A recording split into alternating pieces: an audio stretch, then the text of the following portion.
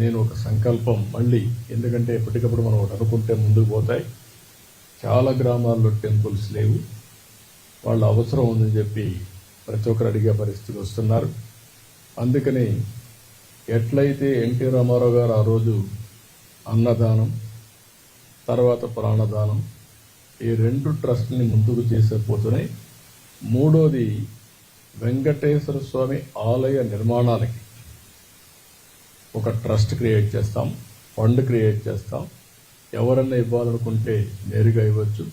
శ్రీవాణి నుంచి వచ్చిన డబ్బులు కూడా ఆ ట్రస్ట్లో పెట్టి పగడ్బందీగా మొత్తం టెంపుల్స్ నిర్మాణానికి, ఆ టెంపుల్ మేనేజ్మెంట్కి ఖర్చు పెడతాం. ఈ రెండు కూడా ఒక మూడో కార్యక్రమం కింద వస్తుంది. ఇది ఇంతవరకు చేసింది మానవ సేవ కోసం 2 కార్యక్రమాలు చేసాం. అన్నదానం, అది అయిన తర్వాత ప్రాణదానం. మూడోది మాధవ సేవ కోసం ఈరోజు ఆలయ నిర్మాణాలకి ఫండ్ కూడా మొబిలైజ్ చేస్తాం. ఈ ఫండ్ని ఎక్కడికక్కడ ఇప్పుడు ఉండే డబ్బులు ఖర్చు పెడుతున్నాయి.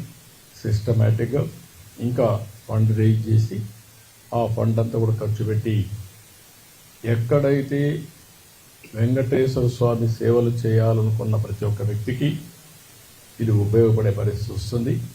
శ్రీవారి సేవకులు ఉన్నారు, శ్రీవారి సేవకులను కూడా ఇంకా పగడ్బందీగా తీసుకొస్తాం. ఇది కూడా నా ఆలోచనే.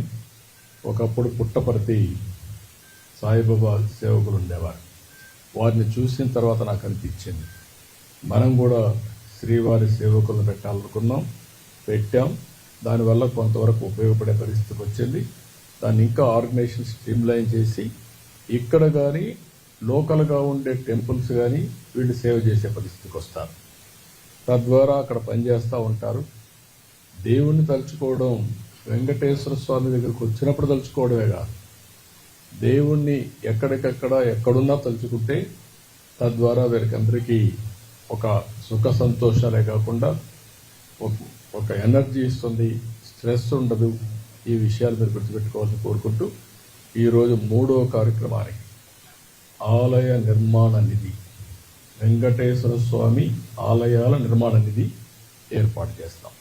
ఇంత ముందు చేసింది అన్నదానం, ప్రాణదానం, ఆలయాల నిధి. దానం అంటామా, నిధి అంటామా, వాడిచ్చే దీన్ని బట్టి ఆ పేరు కూడా వర్కౌట్ చేయమంటున్నాను. మంచి పేరు పెట్టి వెంకటేశ్వర స్వామి ఆలయాల నిర్మాణం అంటే బాగుంటుంది అనుకుంటే ఆ పేరు పెడతాను. అంటే ఇంకా మంచి పేరు తెచ్చుకోండి.